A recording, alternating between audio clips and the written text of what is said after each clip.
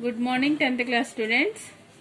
ఈరోజు మనం 10th క్లాస్లో ఉన్నటువంటి థర్డ్ లెసన్ హమ్ భారత్ వాసి. హమ్ అంటే ఏంటి? ఇక్కడ సర్వనామం. భారత్ వాసి సమాస్ వచ్చేసరికి ఏంటి? తత్పురుష సమాస్. భారత్ దేశ్ మే రహనే వాలే. భారత్ వాసి అంటే ఎవరు? ఇండియన్స్. హమ్ భారత్ వాసి, వీఆర్ ఇండియన్స్. ఇది రాసింది ఆర్పి నిశాంక్.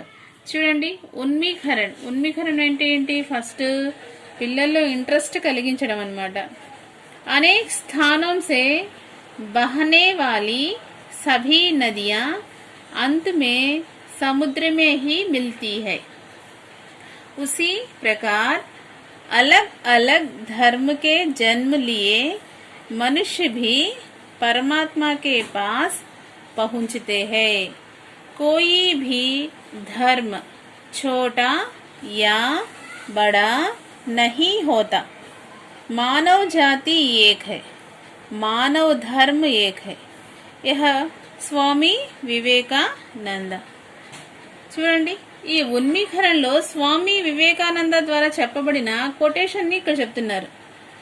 అనేక స్థానం సే, చాలా ప్రదేశాల నుంచి, చాలా స్థానాల నుంచి, బహనే వాలి సభీ నదియా. ఇప్పుడు గంగా నది ఎక్కడ జన్మస్థానం దాంది? హిమాలయ పర్వతాల్లోని గంగోత్రిలో పుట్టింది. అదేవిధంగా కృష్ణ వచ్చేసరికి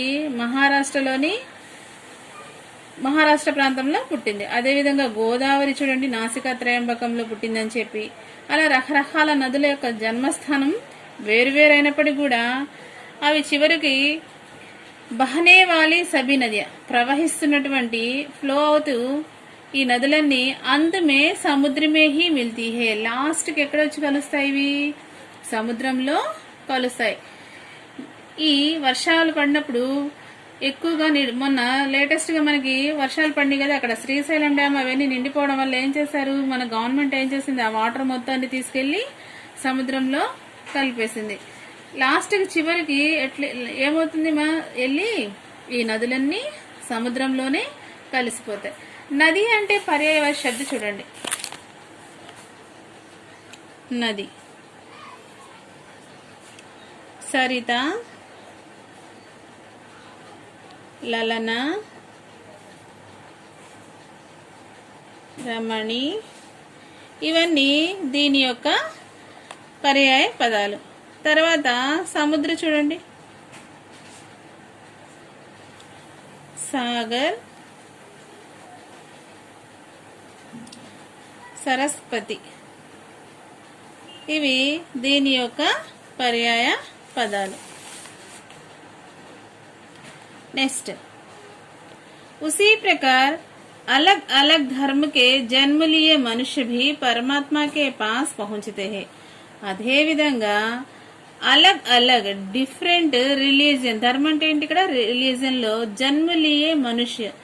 ఇప్పుడు హిందువులు కానివ్వండి, హిందూ ధర్మంలో ఉన్నవాళ్ళు హిందువులని, ముస్లింలో ఉన్నట్టు రిలీజియన్ ముస్లిమ్స్ అని, క్రిస్టియన్లోని క్రిస్టియన్స్ అని, అదే సిక్కులు అయితే సిక్స్ అని, ఇలా నేపాల్ అయితే నేపాల్స్ అని, మరాఠీస్ అని, అదేవిధంగా తమిళనాడు ఉన్న వాళ్ళని తమిళియన్స్ అని, వీళ్ళందరూ జన్మలియే రకరకాల రిలీజియన్లో పుట్టిన వాళ్ళు. మనుష్య భీ పరమాత్మకే పాస్ పహుంచితే హే. డిఫరెంట్ డిఫరెంట్ రిలీజియన్లో పుట్టినప్పటికి కూడా చనిపోయిన తర్వాత మనం అందరం ఎక్కడికి వెళ్తాం? భగవంతుడి సన్నిధానానికి వెళ్తాం. అక్కడ వెళ్ళిన తర్వాత అక్కడ అల్లా దగ్గరికి వెళ్తున్నాము, జీసస్ దగ్గరికి వెళ్తున్నాము, లేదా లార్డ్ శివ దగ్గరికి వెళ్తున్నాము. అలా అనుకోకుండా మనం ఎక్కడికి వెళ్ళేది ఎవరికి తెలియదు. కానీ లాస్ట్ చివరికి మనం ఎక్కడికి వెళ్తాం? పరమాత్మలోనే కలుస్తాం, భగవంతుల్లోనే లీనమైపోతాం. కోయి బి ధర్మ ఛోటా యా బడా నహీ హోతా.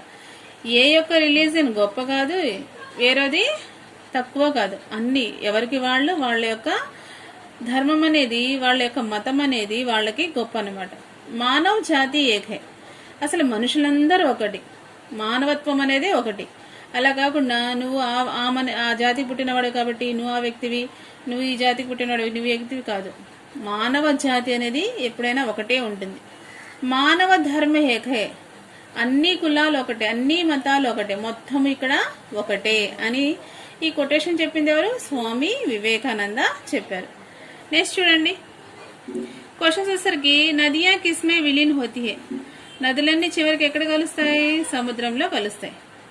ఇస్మే కిస్ కిస్ కో ఏక్ బతాయా గయా హై, ఎవరెవరు ఇక్కడ సమానం అని చెప్పారు? అలగ్ అలగ్ ధర్మం జన్మలియే సభీ వ్యక్తి ఏక్ హోతే హై, డిఫరెంట్ డిఫరెంట్ రిలీజన్ లో పుట్టిన వాళ్ళందరూ ఎక్కడ ఎవరు ఒకే విధంగా సమానత్వం కలిగిన వాళ్ళని చెప్పారు. ఇక్కడ మానవ జాతి ఏక్ హై ఇస్ ప్రకార్ అపనే విచార్ బతాయియే, మనుషులంతా ఒకటే ఎందుకు చెప్పారు? ఇక్కడ కులమత భేదాలు లేదు, ఎవరైనా ఒకటే. ఇక్కడ ఎవరైనా కష్టాల్లో ఉన్నప్పుడు సహాయం చేశారనుకో, అక్కడ మనకి భగవంతుడు కనిపిస్తాడు అంటారు తప్ప నుంచి నువ్వు హిందువు కాబట్టి నువ్వు హెల్ప్ చేయకూడదు, నువ్వు ముస్లిం కాబట్టి వాళ్ళకి చేయకూడదు, నువ్వు క్రిస్టియన్ కాబట్టి వాళ్ళకి హెల్ప్ చేయకూడదు అని చెప్పకూడదు అనమాట. మానవులంతా సమానమే, ఇక్కడ తారతమ్యం లేదు. ఎగ్జాంపుల్ చూడండి, ఇప్పుడు మన కరోనా వేళలో ఎలా ఉంటున్నాం, ఇక్కడ ఏ కులము లేదు, ఏ మతం లేదు, అందరం కలిసి మలిసి ఉంటున్నాం. సహాయం చేసే వాళ్ళు కూడా ఎంతో మంది అయ్యారు. ఇక్కడ జాతితో సంబంధం లేకుండా అందరికీ సహాయం చేస్తున్నారు. ఇక్కడ అందరూ ఇప్పుడు మానవ జాతి మాత్రమే మిగులుంది. ఒకళ్ళు సహాయం చేసుకోవడం వల్ల ఇప్పుడు ఎవరేంటనేది అందరికీ తెలుస్తుంది. నెక్స్ట్ ఉద్దేశ్, ఈ లెసన్ యొక్క ఉద్దేశం ఏంటి, మెయిన్ కాన్సెప్ట్ ఏంటో చూడండి.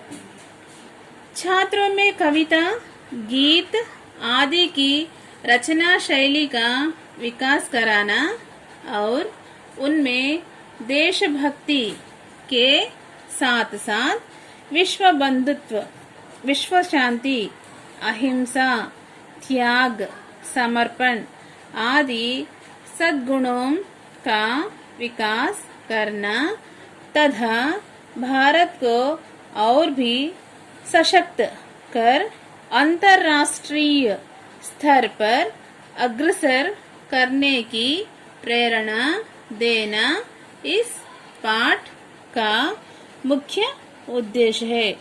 ఈ లెసన్ యొక్క కాన్సెప్ట్ చూడండి.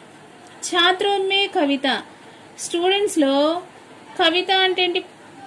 పోయిటరీ రాయడం, గీత్ పాటలు పాడడం, ఆదికి రచనా శైలిక వికాస్ కన్నా, ఈ స్కిల్స్ మొత్తాన్ని మనం ఇక్కడ ఏం చేయాలి? డెవలప్ చేయాలి అంటున్నారు.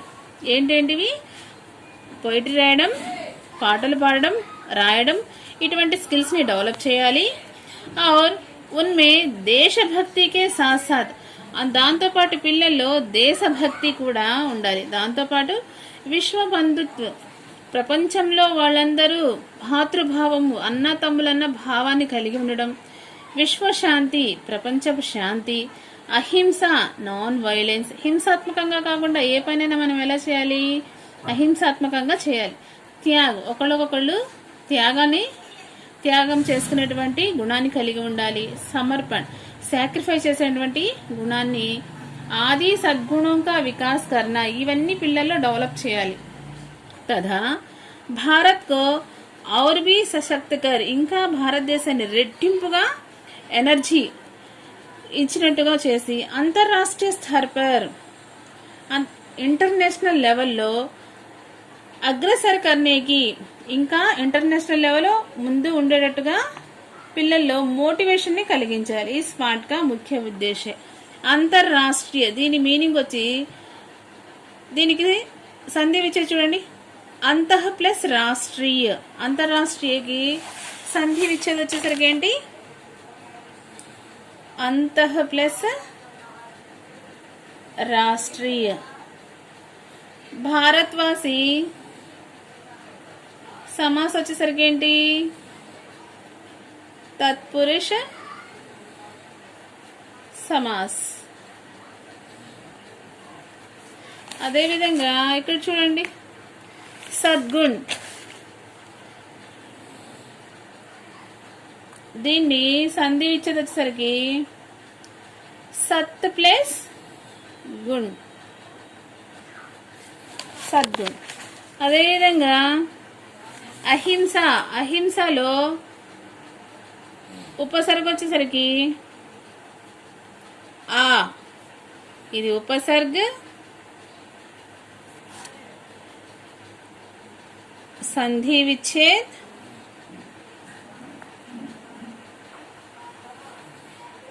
సమాస్, ది సంధి విచ్ఛేద్. చూడండి, ఇంకా దేశభక్తి. దేశభక్తి సమాస్ వచ్చేసరికి దేశ్ కే లియే భక్తి. విగ్రహ రూపం వచ్చేసరికి దేశ్ కే లియే భక్తి. ఇది కేలియే అంటే కారక చిహ్నం వచ్చింది కాబట్టి ఏ సమాసం అయిపోతుంది? ఇది తత్పురుష సమాస్. ఇవి ఆల్రెడీ మీకు 9th క్లాస్లో వచ్చి ఉంటాయి కాబట్టి జాగ్రత్త చూడండి. సమర్పణ్. సమర్పణలో మనకి ఉపసర్గ వచ్చేసరికి ఏంటి? సంధి చేద్దాం. Sum plus Arpan, Samarpan. అదే విధంగా చూడండి,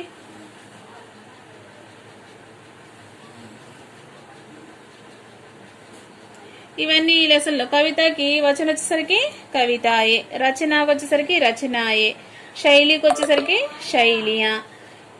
వికాస్ అంటే ఏంటి? డెవలప్మెంట్. ఈ లెసన్లో ఉన్నటువంటి గ్రామర్. నెక్స్ట్ చూడండి, विधा विशेष. प्रस्तुत कविता देशभक्ति की भावना पर आधारित है. यह गेय कविता है. इसमें तुकांत शब्द प्रथम प्रेरणार्थक क्रिया व सामान्य भविष्य में है. यह कविता बच्चों में सत्य, अहिंसा, त्याग और समर्पण की भावना जागृत कर उन्हें विश्व बंधुत्व की ओर कदम बढ़ाने की प्रेरणा देती है. विधा विशेष. ప్రస్తుత కవిత దేశభక్తికి భావన పర్ ఆధారిత హై. ఇప్పుడు మనకి ఈ లెసన్ దేశభక్తి, దేశం ఉన్న మీద భక్తి, ఆ భావన మీద ఆధారితంగా తీసుకుంది. ఆధారిత మే ప్రత్యయ క్యా హై? ప్రత్యయ అంటే ఏంటి? ఒక పదాన్ని మనం డివైడ్ చేసినప్పుడు చివరి వచ్చేదాన్ని ప్రత్యయ అని, ముందు వచ్చేదాన్ని ఉపసర్గని అంటాం. మనం డివైడ్ చేసిన తర్వాత ఆ పదానికి డివైడ్ అయిన పదము ప్లస్ ఆ చివరి పదానికి కూడా మీనింగ్ ఉండాలి. అప్పుడు మాత్రమే అది ప్రత్యయ అవుతుంది. ఆధార్ ప్లస్ ఇత్, ఆధారిత్. దేశభక్తి, దీని సమాసం వచ్చేంటి? తత్పురుష సమాస్. యహ గేయ కవిత హై. ఇది గేయ కవిత అంటే పాటలు పాడదగ్గటువంటి కవిత. ఇస్మే తుకాంత్ శబ్ద హై ప్రథం ప్రేరణార్థ క్రియ వా సామాన్య భవిష్యం హై. ఈ లెసన్ మొత్తంలో తుకాంత్ అంటే ఏంటి? ఎండింగ్ పదాలు. తుకాంత్ बनाएंगे, चढ़ाएंगे, सजाएंगे, लिखाएंगे, आएंगे, जाएंगे, ఇవన్నీ తుకాంత శబ్దం కింద వస్తాయి, చివరిగా వచ్చే పదాలు. ప్రథమ ప్రేరణార్థ క్రియ బనా. క్రియ వచ్చేసరికి ఫర్ ఎగ్జాంపుల్ బన్ ఉందనుకోండి, ఇది ప్రథమ ప్రేరణార్థక అయితే ద్వితీయ వచ్చేసరికి ఏంటి? బనానా. ఇది వచ్చేసరికి తృతీయ बनवाएंगे. ఇవి ధాతు ప్రథమ ప్రేరణార్థ క్రియ, ద్వితీయ ప్రేరణార్థ క్రియ. ఇక్కడ మనకి ఏంటి లెసన్లు ఏమి ఇచ్చాడు? ఇక్కడ ప్రథమ ప్రేరణార్థక అంటే బనానా అనేది ప్రథమ. అదే లిక్ ఉందనుకోండి, లిఖానా. పడుందనుకోండి, పడానా. చడుందనుకోండి, చడానా. ఇవన్నీ ప్రథమ ప్రేరణార్థక అవుతాయి అన్నమాట. ఇవన్నీ వచ్చేసరికి క్రియ యొక్క ధాతు రూపం, మూల పదాలు ఇవి. వీటి నుంచి మనకు ప్రథమ ప్రేరణార్థక, ద్వితీయ ప్రేరణార్థక క్రియ అనేవి ఇలా వస్తుంది. తుకాంత శబ్ద చివరి పదాలు, అదేవిధంగా ప్రథమ ప్రేరణార్థ క్రియ వా సామాన్య భవిష్యత్ మే. భవిష్యత్ అంటే సింపుల్ ఫ్యూచర్ టెన్స్ లో ఉన్నాయి. ఏంటి సింపుల్ అంటే? జాయేంగే. ఫర్ ఎగ్జాంపుల్ ఇక్కడ చూడండి, బనానా వచ్చేసరికి ఏమవుతుంది? బనాయేంగే. లిఖనా అయితే లిఖేంగే, పढ़ना అయితే పడేంగే, చढ़ना అయితే చడేంగే. ఇవన్నీ సామాన్య భవిష్యత్తు కాలన్నమాట. ఇవన్నీ సామాన్య భవిష్యత్ काल। बनाएंगे, चढ़ाएंगे, लिखाएंगे, धुलाएंगे, जाएंगे, आएंगे, खाएंगे, ఇవన్నీ ప్రథమ ప్రేరణార్థ క్రియతో పాటు సామాన్య భవిష్యత్తులో వస్తుంది। यह कविता बच्चों में सत्य, अहिंसा, त्याग और समर्पण की भावना जागृत कर उन्हें विश्व बंधुत्व की ओर कदम बढ़ाने की प्रेरणा देती है। మనకి ఈ పద్యం ద్వారా పిల్లల్లో సత్య, ట్రూత్, అహింస, నాన్ వైలెన్స్, త్యాగ్, సాక్రిఫైసెస్ గుణం और సమర్పణ, సాక్రిఫైసెస్ చేసేటువంటి క్వాలిటీస్ని పిల్లల్లో డెవలప్ చేయాలి। దాంతోపాటు విశ్వ బంధుత్వం, ప్రపంచంలో అందరూ ఎలా ఉండాలి, భాతృత్వం, అన్నదమ్ములన్న భావనకి ఉంటూ కి ఓర్ కదం బడానేకి ప్రేరణ దేతే। ఈ లెసన్లో మనకి ఇచ్చేటువంటి మోటివేషన్ అనమాట ఇది దీనికి సంబంధించి। నెక్స్ట్ క్లాస్లో కవి పరిచయ గురించి మనం చెప్పుకుందాం।